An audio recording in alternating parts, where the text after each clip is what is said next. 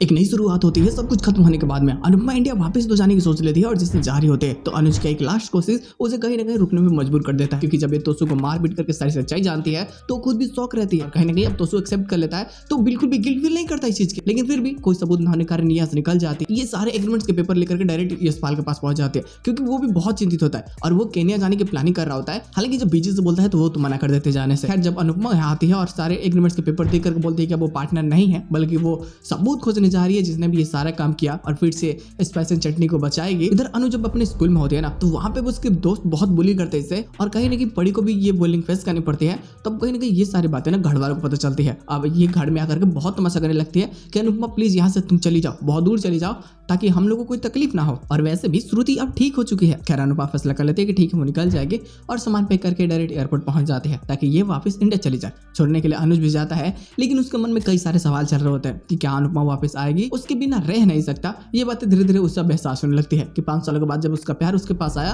तो अब हालात ऐसे बन चुके हैं कि वो चाह के भी उसे सब नहीं कर सकता। तो कुछ ऐसी चीजें करनी होगी जिससे कि अनुपमा वापस यहाँ पे आए या फिर ये खुद इंडिया चले जाए। हालांकि मना करने के बाद भी कि इसको कि तुम शादी मत आओ, लेकिन डिम्पी के कारण ये शादी में जा रहे होते हैं, क्योंकि साफ डिम्पी बोल देती है कि अगर वो नहीं आएगी, जोरा वो नहीं पहनाएंगे तो शादी ये नहीं होगी। तो ना चाहते हुए उनको आना पड़ता है, लेकिन चीजें सच में वो कॉम्प्लिकेटेड होने वाली है, क्योंकि अब यहाँ तो कुछ पता चल नहीं पाया और तो इतनी आसानी से हारेगा नहीं, उसके खिलाफ सबूत भी नहीं मिलने वाली है। तो अब अनुपमा की ना सच में मुसीबत बहुत ज्यादा बढ़ने लगी है और सीधे सीधे बोले तो भाई बहुत बुरी तरीके से एल लगी है कि देखते हैं लोग बवाल होने शादी है, बीच में क्या चीजें हो सकती है क्या नहीं, थोड़े लोग तमाशा तो होगा ही।